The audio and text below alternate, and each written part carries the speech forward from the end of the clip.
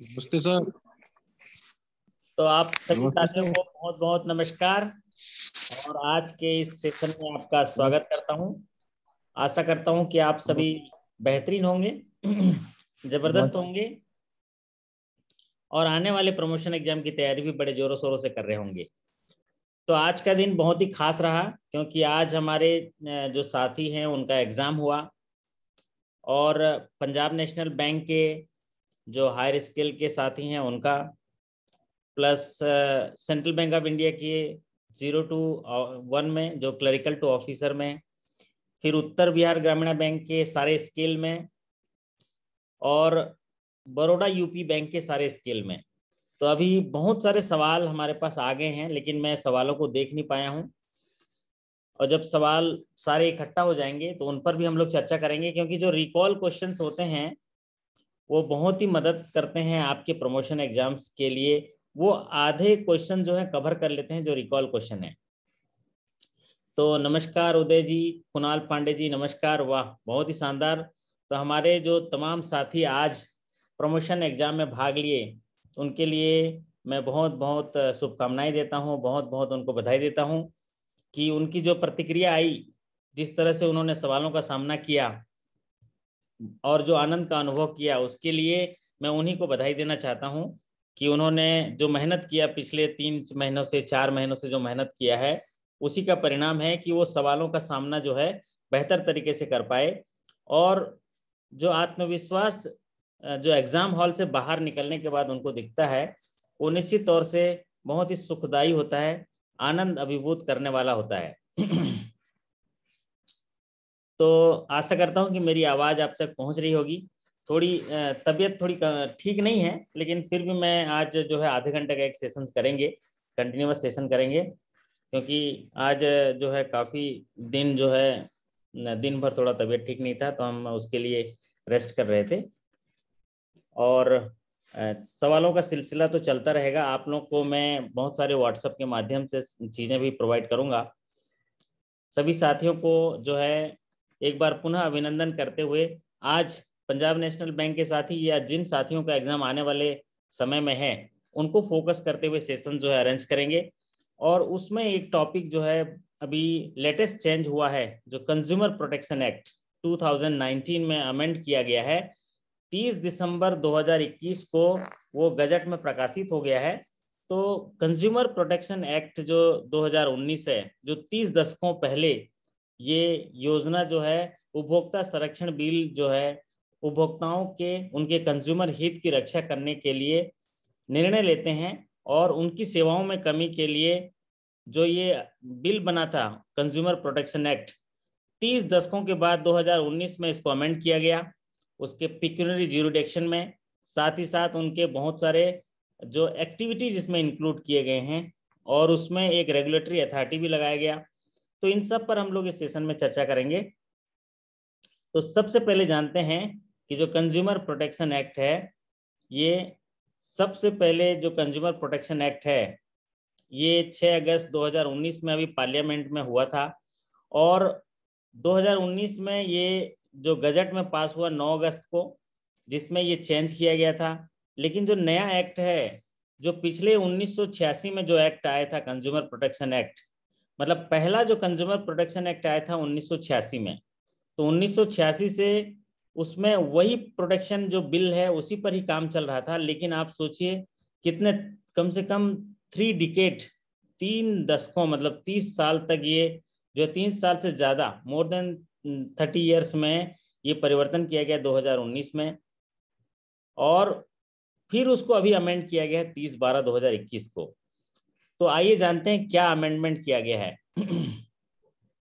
इसका ऑब्जेक्टिव जानते हैं। कंज्यूमर प्रोटेक्शन बिल का ऑब्जेक्टिव है कि जो भी कंज्यूमर हैं उनमें अगर सेवा में कमी पाया गया या उनका कोई डिस्प्यूट है तो उसको सही समय में एक सही निर्णय तक पहुंचाना या उसका सेटलमेंट करना इनका उद्देश्य है। To provide the timely and effective administration and settlement of the consumer dispute. जहां भी कंज्यूमर हैं और कंज्यूमर के जो डिस्प्यूट हैं उनको टाइमली सेटल करना, उन इफेक्टिव एडमिनिस्ट्रेशन के साथ एक नतीजे तक पहुंचना। क्योंकि आप आज की में देखिए पूरा कंज्यूमर क्रांति आ गई है। ई गवर्नेंस जो आ गया है, ई कॉमर्स ट्रांजेक्शन आ गए हैं। तो पुराने बिल में बहुत सारे बदलाव किए गए हैं। जब ई कॉमर्स ट्रांजेक्शन आ गए हैं तो कंप्लेंट भी इलेक्ट्रॉनिक तरीके से रजिस्टर्ड होने चाहिए। तो उसके लिए कुछ फीचर्स ऐड किए गए हैं नए बिल में। पहला है ई कॉमर्स ट्रांजेक्शन को इसमें इंक्लूड किया गया है। पहले ई कॉमर्स ट्रांजेक्शन को इंक्लूड नहीं किया गया था, जो 2019 में ही शामिल किया गया। इसको 1986 में ये नहीं था। ई फाइलिंग ऑफ कंप्लेंट, कहीं भी कस्टमर कहीं से भी ई फाइलिंग कर सकता है कंप्लेंट का।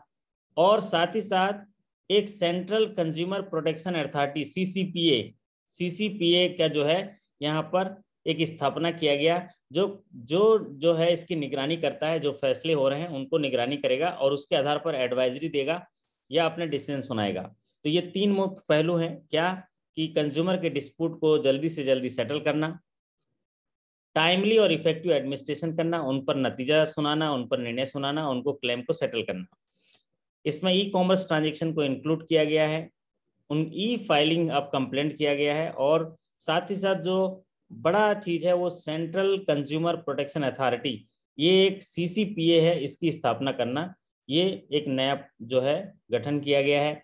अब जो इसका मेन जो होता है ये पिक्यूनियरी ज्यूरिडिक्शन पिक्यूनियरी ज्यूरिडिक्शन होता है, वो ये होता है कि कौन से जो आयोग है कौन से तक के क्लेम देखेंगे। तो बेसिकली ये 3 टायर सेटअप है। 3 टायर सेटअप होता है। जो कंज्यूमर जो कोर्ट होते हैं, कंज्यूमर प्रोटेक्शन जो कोर्ट होते हैं, ये 3 टायर पर है। एक टायर होता है डिस्ट्रिक्ट फोरम, एक टायर होता है स्टेट कमीशन, और एक टायर होता है नेशनल कमीशन। अब रही बात इसमें कंप्लेंट कौन कर सकता है, तो कंप्लेंट जो है कंज्यूमर कर सकते हैं। कौन कर सकता है? कंज्यूमर कर सकते हैं, या कंज्यूमर एसोसिएशन कर सकते हैं। कंज्यूमर कर सकता है या कंज्यूमर एसोसिएशन कर सकते हैं। स्टेट गवर्नमेंट, सेंट्रल गवर्नमेंट कर सकते हैं, जो रजिस्टर्ड एसोसिएशन कर सकते हैं। और इसमें जब शिकायत आएगी तो वो शिकायत या वो क्लेम कौन कौन से जो है वहां पर फोरम को जाएंगे, उसके लिए हम जानते हैं डिस्ट्रिक्ट फोरम, उसका जो आर्थिक क्षेत्राधिकार है डिस्ट्रिक्ट फोरम का, वो है क्लेम अप टू ₹50 लाख।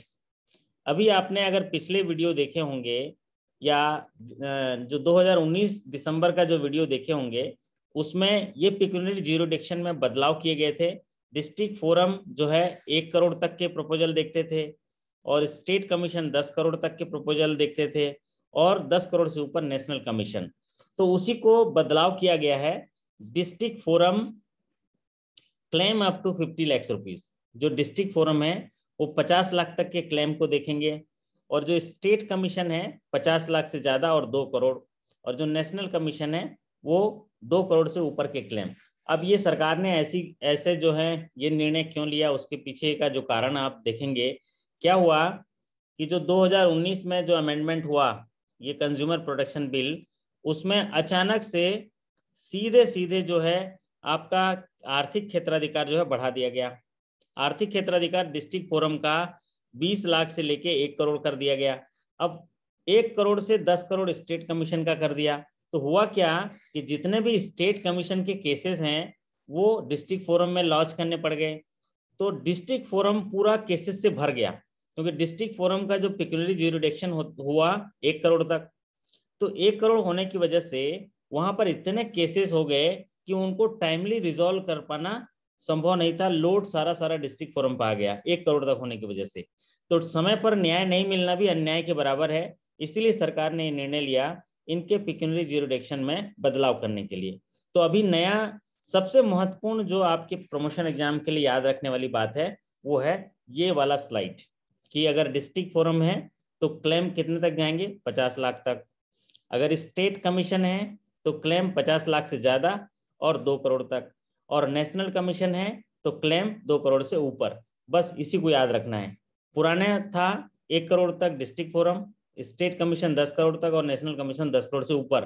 तो ये जो 2 कमीशन है वहाँ केसेस बहुत कम हो गए थे, और डिस्ट्रिक्ट फोरम में केसेस जो है भंडार लग गया था। तो वहां पर वर्कलोड जो है बहुत ज्यादा हो गया था। इसी को सुधार करने के लिए ये अमेंड किया गया कि claim up to 50 lakh rupees जो है डिस्ट्रिक्ट फोरम में आएंगे, और स्टेट कमीशन में जो हैं वो 50 लाख से जो है 2 करोड़ तक, और 2 करोड़ से ऊपर जो है वो नेशनल कमीशन में आएंगे। तो इस तरह का जो है ज्यूरिडिक्शन, जो इनका पिक्यूनरी ज्यूरिडिक्शन बोलते हैं, आर्थिक क्षेत्राधिकार जो है, ये आपका बदलाव किया गया। तो अगर आपसे पूछा जाएगा 50 लाख तक के डिस्ट्रिक्ट फोरम में कौन से क्लेम लगते हैं, ज़्यादातर डिस्ट्रिक्ट फोरम का लगता है तो 50 लाख, स्टेट कमीशन का तो अबव 50 लाख टू 2 करोड़, और नेशनल कमीशन को जो है क्लेम 2 करोड़ से ज़्यादा के हैं तो नेशनल कमीशन में क्लेम फाइल किए जाएंगे। अब बात करते हैं इनके एडमिसिबिलिटी के लिए। अगर कोई कंज्यूमर या consumer association, central government, state government अगर कंज्यूमर कोर्ट में केस फाइल करता है, अपने डिस्प्यूट को लेके जाता है, तो उस कंप्लेंट को एडमिट करने का जो टाइम पीरियड है वो है 21 डेज। कितना है? 21 डेज। तो 21 डेज जो है एडमिट करने के लिए, कि कोर्ट कहता है कि हम इस केस को एडमिट किए हैं, अब इस केस पर जो है सुनवाई होगी और इसमें फैसला होगा। तो ये बात है एडमिसिबिलिटी का है। एक कंप्लेंट अगर डिस्ट्रिक्ट फोरम में या कंज्यूमर कोर्ट में, 3 तरह के जो सेटअप हैं, एक district forum, state commission, national commission, तो उसमें अगर कोई केस लेके जाता है तो उसको एडमिट करने का जो टाइम पीरियड है 21 डेज है। अब जो डिसीजन का जो टाइम पीरियड है, जो डिसीजन कितने दिनों में होना चाहिए, वो है 3 मंथ्स में होने चाहिए। कितना? 3 महीने में। तो आप जब मैं पिछला जो संशोधन किया गया था 1 करोड़ तक का, तो डिस्ट्रिक्ट फोरम में इतने केसेस हो गए थे कि 3 महीने में डिसीजन होता ही नहीं था। तो इसीलिए जो डिस्ट्रिक्ट फोरम या चाहे कंज्यूमर किसी भी कोर्ट का जो डिसीजन पीरियड है वो 3 मंथ्स होना चाहिए, अगर एनालिसिस की जरूरत नहीं है तो। लेकिन अगर कहीं लेबोरेटरी में एनालिसिस की जरूरत है, कहीं सैंपल चेक करने की जरूरत है, जैसे कोई मैन्युफैक्चरिंग प्रोडक्ट है तो उसमें कोई सैंपल चेकिंग की बात हो रही है, तो वहां पर 5 मंथ विद एनालिसिस। तो आपको क्या याद रखना है, अगर आपसे सवाल पूछा जाए कि कंज्यूमर प्रोटेक्शन एक्ट में जो निर्णय है वो कितने दिनों में सुनाया जा सकता है, तो उसका उत्तर होगा 3 मंथ्स विदाउट एनालिसिस। बिना एनालिसिस के अगर फैसला सुनाना है तो 3 महीने का टाइम है, और 5 महीना विथ एनालिसिस, तो 5 मंथ्स विथ एनालिसिस। तो 2 चीजें याद रखनी है।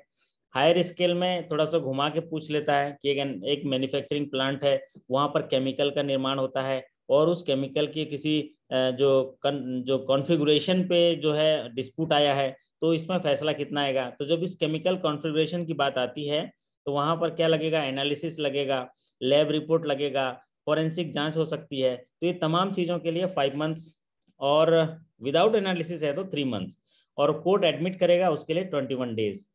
अब इसका लिमिटेशन पीरियड, जो सबसे ज़्यादा पूछे जाने वाला सवाल होता है कंज्यूमर प्रोटेक्शन एक्ट में, वो है लिमिटेशन पीरियड के बारे में। तो लिमिटेशन पीरियड क्या होता है? लिमिटेशन पीरियड वो पीरियड होता है कि कोई ग्राहक उस अपने कंज्यूमर डिस्प्यूट को कब, कितने समय तक वो कोर्ट में ले जा सकता है या उपभोक्ता फोरम में ले जा सकता है, तो इसको बोलते हैं लिमिटेशन पीरियड। मतलब कोई ग्राहक या कोई रजिस्टर्ड एसोसिएशन या गवर्नमेंट या सेंट्रल गवर्नमेंट, अगर उनका कोई डिस्प्यूट है या कोई सेवा में कमी या कंज्यूमर का कोई डिस्प्यूट है, उसको कितने समय तक वो जो है कंज्यूमर कोर्ट में ले जा सकते हैं, वो है 2 साल। घटना घटित होने के 2 साल के अंदर उसको ले जा सकते हैं।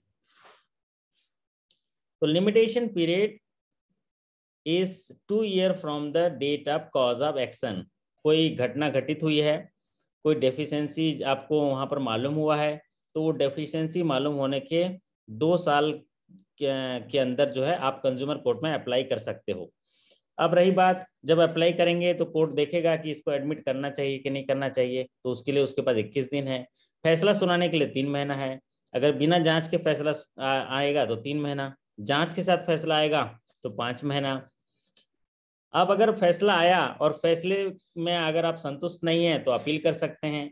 तो एक फोरम से दूसरे फोरम में अपील करने के लिए 30 डेज का समय जो है मिलता है। Appeal can be filed to one forum to another forum within 30 days. जिस दिन आपको फैसला मिलता है उसके 30 दिनों के अंदर, अगर डिस्ट्रिक्ट फोरम ने फैसला सुनाया तो स्टेट में अपील करेंगे, स्टेट ने फैसला सुनाया तो नेशनल कमीशन में आप जो है उसका अपील कर पाएंगे। तो ये आपका कंज्यूमर प्रोटेक्शन बिल में बदलाव है। सबसे महत्वपूर्ण बदलाव जो इसमें हुआ है वो है पिक्यूनरी ज्यूरिडिक्शन का, जो 30 दिसंबर 2021 को हुआ था। अब 30 दिसंबर 2021 को सिर्फ बदलाव हुआ है तो आर्थिक क्षेत्राधिकार में, बाकी ये जितने सारी चीजें मैं बता रहा हूं वो 2019 से ही लागू है। सिर्फ बदलाव किया है 30/12 को उनके आर्थिक क्षेत्राधिकार में। District forum 50 lakh, state commission जो है 50 लाख से ज्यादा और 2 करोड़ तक, और 2 करोड़ से ज्यादा जो है नेशनल कमीशन। अब आइए अब बात करते हैं इनके जो क्या क्या पेनल्टी है, क्या क्या सजा है, इसमें बात करते हैं। तो जब भी कोई ग्राहक में सर्विस में डेफिशिएंसी होती है या कोई डिस्प्यूट वहां पहुंचता है, तो जो डिस्ट्रिक्ट फोरम के क्षेत्राधिकार में रहता है कि वो जेल की सजा सुना सकते हैं, इम्प्रिजनमेंट सुना सकते हैं, जेल की सजा सुना सकते हैं 1 महीना से लेके 3 साल तक।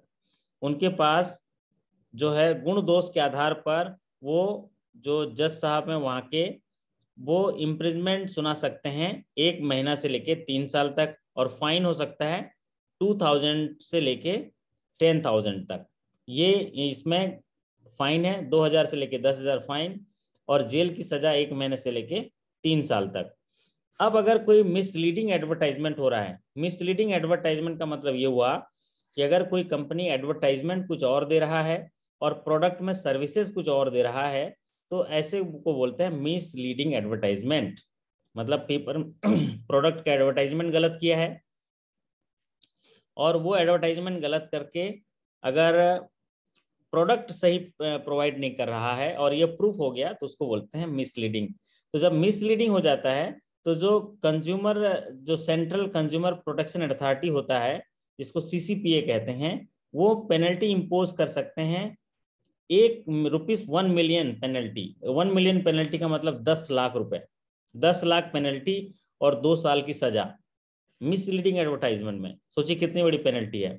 तो 10 लाख रुपए जो है पेनल्टी और 2 साल की सजा। अगर ये गलती लगातार फिर करते हैं, बार बार करते हैं, सब्सिक्वेंट ऑफेंस मतलब उसके बाद भी गलती करता है, तो जो पेनल्टी है वो 5 मिलियन हो सकता है, मीन्स 50 लाख की पेनल्टी और 5 साल की जेल की सजा। तो अगर मिसलीडिंग एडवर्टाइजमेंट करते हैं तो ये 10 लाख की पेनल्टी और आपका 2 साल की सजा। अगर फिर से वो गलती रिपीट करते हैं तो 5 लाख तक के पेनल्टी और 5 साल की सजा। और साथ ही साथ जो प्रोडक्ट बना रहे हैं उसका प्रोहिबिशन कर सकते हैं, उस प्रोडक्ट को बैन कर सकते हैं, 1 साल तक बैन कर सकते हैं। अगर कोई प्रोडक्ट के बारे में उन्होंने एडवर्टाइजमेंट कुछ और किया है और उसमें जो सर्विसेज प्रोवाइड अलग किया है, तो उस प्रोडक्ट को बैन कर सकते हैं 1 साल तक, लेकिन फिर दोबारा गलती की है तो 3 साल तक बैन कर सकते हैं, 3 साल तक बैन कर सकते हैं। ये सजा है। हालांकि ये पेनल्टी वाला हिस्सा जो है ये हायर स्केल में पूछता है, 1 to 2, 2 to 3, 1 to 2 में भी नहीं पूछता है, 2 to 3, 3 to 4 में पूछता है। लेकिन जानकारी के लिए आप लोग जरूर जान जाइए कि ऐसे ऐसे यहाँ पर पेनल्टी और आपका कंपनसेशन यहाँ पर दिया जाता है। एक और है जिसको हम अभी बात कर रहे थे, CCPA। तो CCPA जो सेंट्रल कंज्यूमर प्रोटेक्शन अथॉरिटी होता है, वो क्या करता है, एक ऑल्टरनेटिव डिस्प्यूट रेजोल्यूशन मैकेनिज्म रखता है कि भाई दोनों को आमने सामने बिठा दो, कि ग्राहक को बिठा दो और साथ ही साथ जो संगठन है या जो सेवा प्रदाता है उसको बिठा दो, और दोनों के बीच में एक समझौता करा दो कि दोनों जो है सेटलमेंट कर लें। तो जब दोनों सेटलमेंट कर लेंगे तो फिर उसके बाद भी मामला सुलझ जाता है। तो ये एक अल्टरनेटिव डिस्प्यूट भी है, an alternative dispute resolution mechanism making the process of dispute education simpler and quickly. तो जब किसी नतीजे को जल्दी करना है तो एक सेवा प्रदाता और एक ग्राहक को आमने सामने बिठा देते हैं और उसमें समझौता करा लेते हैं, तो ज़्यादातर केस ऐसे सुलझ जाते हैं, क्योंकि इनमें फास्टर डिसीजन लेना होता है। इनका टेक पीरियड है 3 मंथ्स। तो ये कंज्यूमर प्रोटेक्शन एक्ट के बारे में जानकारी है, क्योंकि कंज्यूमर प्रोटेक्शन एक्ट आपके ग्राहकों के हितों की रक्षा करने की जवाबदारी आपकी है। तो जैसे बोलते हैं ना, देर से न्याय मिलना जो है अन्याय के बराबर है, तो ठीक है उसी तरह इसको जो है सही ट्रैक पर ले जाने के लिए जब सेवा हमारे भी बहुत सारे केसेस बैंकों के, आप कंज्यूमर प्रोटेक्शन एक्ट में जाते होंगे, जहाँ कंज्यूमर फोरम में जाते होंगे, तो आप देखेंगे कितनी दिक्कतों का सामना होती है। तो इस स्लाइड में ये महत्वपूर्ण है, उनके आर्थिक क्षेत्राधिकार। पहला है 50 लाख तक के क्लेम डिस्ट्रिक्ट फोरम में जाएंगे, 50 लाख से ऊपर और 2 करोड़ तक के जो केसेस हैं वो स्टेट कमीशन में जाएंगे, और 2 करोड़ से जो ऊपर के केसेस हैं वो जाएंगे कहाँ, नेशनल कमीशन को जाएंगे। और इसमें जो गठन किया गया CCPA का, सेंट्रल कंज्यूमर प्रोटेक्शन अथॉरिटी का, और साथ ही साथ जो ई-कॉमर्स के सारे ट्रांजेक्शन को इसमें इंक्लूड किया गया। कहीं का कस्टमर दिल्ली में सामान खरीदता है, अपनी जगह से ही ऑनलाइन कंप्लेंट कर सकता है, उसकी सुनवाई होगी। पहले ये नहीं था, जहां भी आप सामान खरीदोगे वहां के कोर्ट में वहां आपको दाखिला करना पड़ता था, लेकिन अभी कहीं से भी कर सकते हैं। और तीसरा, इसको 21 दिन में एडमिट किया जाएगा, 3 महीने में इसका एनालिसिस, विदाउट एनालिसिस जो इसका नतीजा सुनाया जाएगा, और विथ एनालिसिस है तो 5 महीने में। और हर फोरम टू नेक्स्ट फोरम को जो है अपील 30 डेज में किया जाएगा। तो ये कंज्यूमर प्रोटेक्शन एक्ट के बारे में ये छोटी सी जानकारी थी, लेकिन इंपॉर्टेंट जानकारी थी। अब बात करते हैं कुछ PNB के प्रोडक्ट के बारे में।